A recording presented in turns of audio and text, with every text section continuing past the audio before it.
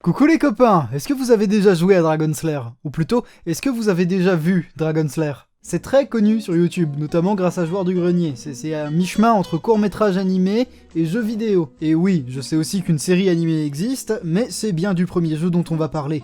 J'espère que vous êtes prêts.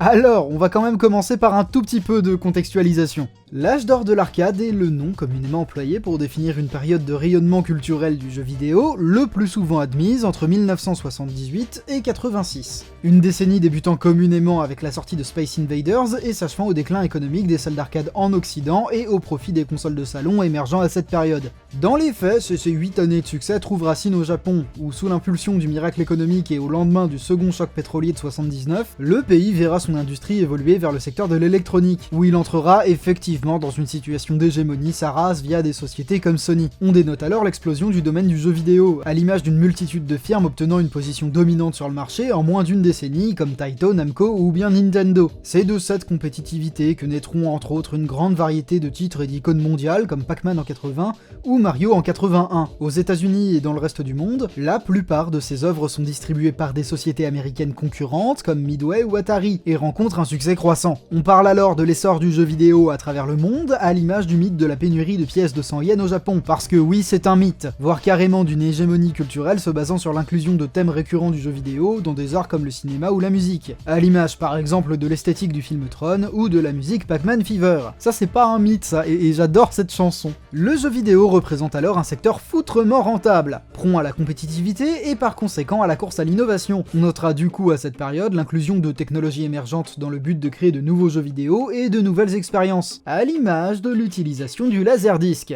Alors, on arrive doucement à Dragon Slayer, vous en faites pas, mais j'ai quand même besoin de vous dire ce que c'est qu'un laserdisc. Commercialisé et distribué dès 1978, le laserdisc a été une invention pionnière du stockage optique, tout spécialement dans le domaine de la vidéo numérique. En plus d'avoir été le premier vidéodisque grand public de l'histoire, il permettait, contrairement à la VHS, le stockage de plusieurs pistes audio simultanément, mais aussi des options de navigation par accès automatique via une division des films en chapitres. Une fonction que vous connaissez maintenant tous très bien, particulièrement intéressante, puisque c'est de cette capacité à naviguer instantanément de manière ordonnée ou non à travers les films que naîtra le genre du film interactif. Il convient alors de définir le film interactif comme étant une construction numérique axée autour d'un film. Il s'agit par définition d'un jeu vidéo présentant une succession de séquences articulant un récit. Séquences dont l'ordre et l'apparition sont régis par les actions du spectateur, ou dans le cas qui nous intéresse, du joueur. Alors, petite parenthèse qui coule peut-être de source, mais tous les jeux exploitant le format laserdisc ne sont pas pour autant des films interactifs. Historiquement, le premier représentant jeu vidéo de cette catégorie, Astron Belt, partage dans son gameplay et par conséquent dans sa classification, un grand nombre de caractéristiques communes avec des jeux du genre du shoot'em up comme Space Invaders ou Galaxian. Le joueur y incarne un vaisseau spatial dans des conditions similaires, à la différence que le gameplay n'est plus construit sur 2 dimensions, mais en inclut une troisième, bâtie quant à elle sur les interactions du joueur représentées par le vaisseau en 2 dimensions, avec des extraits vidéo de bataille spatiale, impliquant par la perspective de la vidéo des notions de profondeur, la fameuse 3ème dimension. On distingue alors visuellement par comparaison qu'Astron Belt et Dragon Slayer entreprennent des démarches ludiques diamétralement opposées. Dragon Slayer ne fait pas intervenir de sprite. À la différence d'Astron Belt, Dragon Slayer fait de la vidéo numérique sur vidéodisque le principal sujet de l'action. Et ça se traduit aussi directement sur le support. La borne d'arcade originale de Dragon Slayer ne faisant figurer sur son panneau de commande qu'en tout et pour tout un stick et un unique bouton associé à la fonction épée, mais ne faisant figurer aussi le score et les crédits que sur un panneau séparé de l'écran. On constate alors de la même manière une absence totale de tableau de high score, accentuant encore plus le clivage opposant Dragon Slayer à l'arcade traditionnelle. Une forme d'anticonformisme assurant à Dragon Slayer une interface visuelle parfaitement sobre, dépourvue de toute information crado affectant la lecture du film et par conséquent l'assimilation du récit. On peut, du coup, dans le même élan, apporter des précisions supplémentaires quant aux philosophies respectives d'Astron Belt et de Dragon Slayer, en opposant d'une certaine manière le gameplay à la narration. Et oui, je sais déjà que c'est une grosse philosophie de pisse froid de faire ça, mais ça peut quand même être utile. Les options de manipulation offertes par Dragon Slayer aux joueurs sont décomposables. Si nous reprenons notre précédente définition du film interactif, nous pouvons apporter quelques précisions quant à ce titre. Il s'agit d'une suite de séquences articulant un court-métrage animé de 10 minutes, ordonné par les actions du joueur. Les conditions de victoire correspondant alors pour le joueur à sa faculté à accéder ou non à la suite correcte de séquences, en exécutant avec succès un certain nombre d'actions contextuelles dictées par le jeu de manière visuelle à un ou plusieurs instants T. Et notez bien que j'ai seulement dit contextuel, j'ai pas dit visible, ni bien amené. J'ai pas dit agréable non plus. Cependant, Dragon Slayer est et reste un jeu du fait de l'existence d'une condition de défaite. Si la bonne suite de séquences articule une récompense visuelle la justifiant en tant qu'expérience optimale, ne pas la suivre délibérément ou non résulte le plus souvent en une punition se traduisant systématiquement par la mort du protagoniste à l'écran, un élément propre aux jeux vidéo. La différence notable étant qu'à l'inverse de ses concurrents, Dragon Slayer ne propose pas simplement une solution optimale, mais une unique solution tout court, puisque purement contextuelle. Ne pas appuyer sur le bon bouton au bon moment déclenche aussi la séquence de mort. Pas forcément la même, mais le résultat lui reste le même. On parlera alors plus globalement de QuickTime Event, ou QTE pour désigner ce type d'interaction. C'est le nom déposé certes un petit peu plus tard de ce type d'action contextuelle à exécuter en temps limité. On pourrait par conséquent conclure qu'en plus d'avoir été un pionnier en la matière, Dragon Slayer n'est constitué strictement que de QTE. Ce qui en fait un jeu relativement faible en termes de gameplay, et vous en faites pas, j'y reviens. D'un point de vue esthétique, Dragon Slayer est une réussite sans précédent, acclamée par la presse, à l'image des déclarations du magazine Creative Computing, dithyrambique par rapport à la fluidité de l'animation, et soulignant au passage une utilisation novatrice du laserdisc. Mais dès qu'on commence à gratter un petit peu la surface et à s'intéresser à la qualité du jeu, on voit que ça commence à parler gréco-moldave. Le même article, à l'image de la quasi-intégralité de la presse de l'époque, se montrant curieusement évasif à ce sujet. Il semblerait pourtant que Dragon Slayer soit un objet culturel clivant, à la fois pour la presse, affichant des scores métacritiques médiocres, mais aussi pour les joueurs, à l'image de la critique pour le moins négative, émise par Joueur du Grenier lors d'une ou plusieurs vidéos dédiées au titre et à sa licence. Et pour cause, si Dragon Slayer fait figure comme souligné de prouesse technique et d'innovation, il demeure plutôt pauvre en tant que jeu. Certes, une interaction se crée entre le joueur et le jeu, puisque c'est systématiquement de la manipulation de ce dernier que dépend l'obtention ou non des conditions de victoire. Mais force est de constater qu'à raison de 200 interactions pour un contenu vidéo avoisinant les 10 minutes et ne pouvant par définition pas se renouveler, l'implication du joueur et par conséquent l'intérêt du jeu demeure assez limité. Des interactions contextuelles particulièrement difficiles de surcroît à effectuer durant des fenêtres de temps inférieures à 1 seconde. Nous déduisons alors le principal problème du jeu tel qu'inéluctablement décrit par la presse spécialisée à l'occasion de chacune de ses rééditions. Dragon Slayer est un titre à la jouabilité pauvre, dont la durée de vie est intrinsèquement liée à l'arcade puisque basée sur sa difficulté, en lien avec son modèle économique, celui du continu et du crédit. Plus tu meurs, plus t'es pauvre et moins tu peux jouer. Une question se pose alors, celle des portages de Dragon Slayer à travers les supports et les années. Et la question peut paraître con comme ça, je le conçois, mais est-ce que Dragon Slayer est vraiment indissociable de l'arcade? La réponse semble évidente aussi, puisque le titre a connu de 1983 à 2019 pas moins de 39 rééditions. 39, ça fait plus d'une par an. Dépassant au passage le simple cadre du jeu vidéo conventionnel, puisqu'aussi disponible sur format vidéo-disque récent comme le DVD ou le Blu-ray, assumant tour à tour et de manière logique les fonctionnalités offertes avant ça par le Laserdisc. A noter qu'en 2019 a vu le jour un portage de Dragon Slayer sur ordinateur Texas Instruments TI-99, un modèle pourtant commercialisé en 1981, soit 2 ans avant la version originale de Dragon Slayer. L'étude comparative de ces différentes itérations soulève effectivement une sacrée dichotomie. Le retrait du système de crédit et de continu, l'ajout d'options de gameplay et la possibilité de simplement visionner le film affectent sensiblement l'expérience, dont la nature de jeu complexe répondant à une demande commerciale précise se retrouve passablement affectée, pour ne pas dire salement défigurée. D'ailleurs j'y pense aussi au fur et à mesure que je vous raconte tout ça, mais samedi matin c'est aussi des billets d'humeur sur l'animation, qui ne sortent pourtant jamais le samedi matin. Et vous en faites pas, j'y viens. Le récit articulant l'animation de Dragon Slayer est simpliste. Il ne s'agit jamais que du mythe du preux-chevalier venant braver le danger, terrasser le dragon et sauver la demoiselle en détresse, ou l'inverse. Une figure narrative convenue, faisant écho au modèle du conte de fées, basé dans le cas présent sur une unique scène d'exposition lacunaire, présentant les personnages principaux et faisant surtout office de démonstration technique pour le joueur avant de démarrer une partie. Le choix d'une structure narrative simple répond en vérité à des contraintes techniques.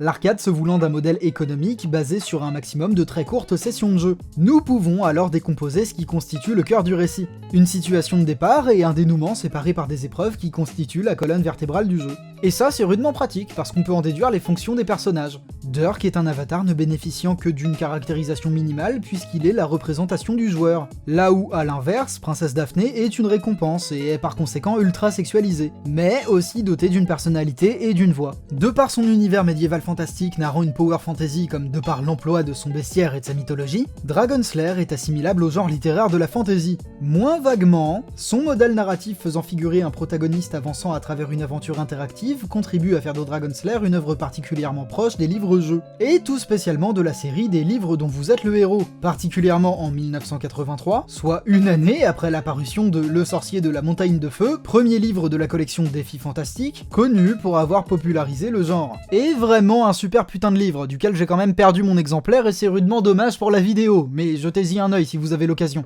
Nous pouvons de façon similaire comparer le schéma narratif proposé par Dragon Slayer à celui proposé par d'autres jeux vidéo assimilés au genre de la fantasy. Un rapprochement loin d'être anodin, puisqu'explicitement évoqué par Rick Dyer lui-même lors d'une interview donnée en 96 pour Animation World Network. La parenté narrative de Dragon Slayer est alors explicitement attribuée à Colossal Cave Adventure, une des toutes premières fictions interactives sur ordinateur, entièrement textuelles à la manière des livres dont vous êtes le héros. Les enjeux scénaristiques y sont peu ou prou les mêmes, il y est question d'un protagoniste dénué de caractérisation, affrontant le danger afin de récupérer un trésor. Il y a effectivement un schéma commun. Maintenant, et parce que je vois aussi que vous vous impatientez peut-être, pour ce qui est de l'animation. Dragon Slayer est un court-métrage animé réalisé par Don Bluth. Il paraît en 1983 et succède donc à Brisby et le secret de Nîmes, sorti en 1982. C'est un objet culturel s'inscrivant par conséquent dans la carrière de Bluth, connu pour ses collaborations en tant qu'animateur chez Walt Disney Animation Studios, particulièrement de 1971 à 1977. Et du coup, c'est vachement pratique, parce qu'on peut dresser un parallèle entre l'œuvre de Bluth d'une main et éventuellement The Illusion of Life, le livre qui théorise l'animation Disney, de l'autre. Un livre écrit par Frank Thomas et Ollie Johnston, deux des Nine Old Men de Disney théorisant l'animation, telle que conceptualisée de manière empirique par Walt Disney et ses équipes de 1923 à 1981, année de parution du livre. Pas le plus évident ni le plus simple à lire des livres, mais quand même il est sympa. Dans The Illusion of Life, Frank Thomas et Ollie Johnston théorisent, comme vous le savez peut-être déjà, les 12 principes de l'animation, régissant la narration visuelle de l'animation, par tous ses aspects. Nous observons que dans le cas présent, Dirk de Dragon Slayer est un personnage à l'animation particulièrement rigide, peu enclin aux smears et autres effets de déformation. Effectivement, il peut en effet évoquer visuellement une forme de rotoscopie, mais surtout un lien direct avec le FMV, ou Full Motion Video, autre pan du film interactif. Nous remarquons en revanche qu'à l'inverse de Dirk, toutes les figures de danger, des pièges aux antagonistes, sont sujettes au principe de déformation, de ralenti et d'accéléré. De cette manière, et en contraste avec le protagoniste très rigide, Dragon Slayer impose par son animation une fantasmagorie visuelle. Alors, je sais que c'est peut-être un petit peu abstrait et pas forcément évident à comprendre d'un seul coup, mais dites-vous quand même qu'on a un clivage entre le chara-design de Dirk et celui de Princesse Daphné. Dans The Illusion of Life, le principe d'Appeal suggère que l'appréciation visuelle d'un personnage dépend en grande partie des formes employées pour le composer. C'est pour cette raison que le design de Daphné est radicalement différent de celui de Dirk. Nous avons d'un côté un personnage masculin rigide, fait de forme solide, alors qu'en comparaison, Daphné apparaît beaucoup plus souple dans son design. Une différence assurant leur rôle respectif et témoignant d'une certaine manière du statut de Daphné comme récompense. Je me vomis dans la bouche en disant ça. Dragon Slayer se veut à l'écran comme une suite d'actions ininterrompues, se concluant pour les quelques Super Saiyans parmi nous par une récompense. Il est aussi, comme souligné précédemment, un enchaînement d'épreuves courtes. On peut, par conséquent, exploiter ce postulat afin d'isoler des motifs visuels récurrents. Nous remarquons, en partant de cette théorie, que le titre n'est en fait composé que de plans très courts, qui sont la racine de son organisation. Ça, c'est la démonstration visuelle de la construction narrative précédemment explicitée. Chaque plan correspond ici à une action à l'écran, suggérant systématiquement dans sa mise en scène une action contextuelle pour le joueur. Le film se décompose par conséquent en un nombre de plans très courts égal au nombre d'actions demandées par le jeu. Les plans en eux-mêmes suivent exactement comme prévu, tous le même pattern. Dirk évolue à travers des plans larges, et un stimuli visuel comme un flash, l'utilisation de la lumière ou l'apparition d'un élément animé intervient pour dicter la nature de l'action à réaliser. De la réussite ou non de la dite action dépendra alors la séquence suivante, continuant la suite de plans similaires évoqués plus tôt en cas de succès, ou aboutissant sur un plan rapproché sur la mort du protagoniste en cas d'échec, signifiant, faute de crédit supplémentaire, un game over. Le danger à l'écran se veut omniprésent puisque, comme évoqué précédemment, il constitue une allégorie des conditions de défaite offertes aux joueurs. En ce sens, Dragon Slayer propose en effet un agencement des plans comparable à celui d'un jeu vidéo. Si effectivement il existe dans l'œuvre quelques plans directement en vue latérale et faisant évidemment écho à des jeux de plateforme en 2 dimensions comme Donkey Kong, ce n'est pas forcément forcément le détail le plus marquant. On remarquera en revanche que dans sa représentation constante, le danger, peu importe son apparence, occupe toujours plus d'espace que le protagoniste. C'est sans surprise que le choix d'échelle des plans laissera bien souvent lieu à un surcadrage d'Al Famoso protagoniste, ou bien que les mêmes notions de surcadrage interviendront pour montrer à l'écran l'errance de Dirk, en celluloïd, se distinguant du décor traditionnellement peint, mais surtout bien anguleux et torturé sa race, mettant en exergue, via des perspectives faussant les dimensions, la menace permanente planant sur le protagoniste. Menace planant sur le protagoniste, et par conséquent le joueur, et surtout les derniers malheureux francs qu'il pouvait lui rester dans la poche. Qui fatalité oblige, ne partiront certainement pas, ni à la boulangerie, ni au cinéma. Et c'est comme ça. A l'inverse, le choix de représentation de la défaite du joueur et de la mort du protagoniste est la plupart du temps porté par des plans rapprochés, serrant le buste ou le visage de Dirk. C'est comparativement logique et prévu pour exacerber la douleur du personnage à l'écran, mais le changement d'échelle de plan en cas de défaite étant brutal et sans aucune putain de transition, c'est aussi pour faire de ces séquences des instants de punition venant sacraliser la défaite. Se pose alors l'ultime question, celle de la profondeur réelle du gameplay de Dragon Slayer.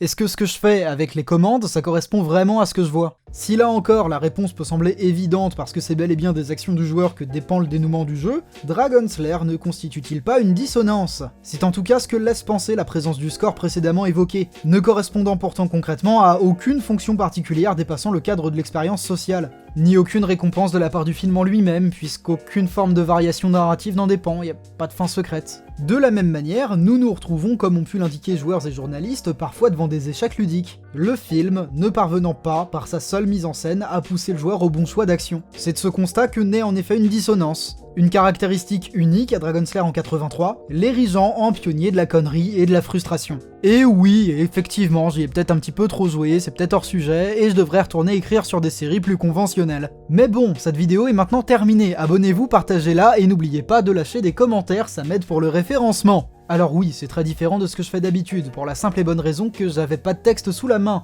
C'est un devoir que j'ai récupéré, que en fait j'avais rendu à la fac, à la base. Mais bon, je me suis dit, j'adore Dragon Slayer, et je vais y jouer plein de fois pour ennuyer les gens avec. Quoi qu'il en soit, je vais quand même essayer de finir une deuxième vidéo pour décembre pour continuer le rythme de 2 vidéos par mois.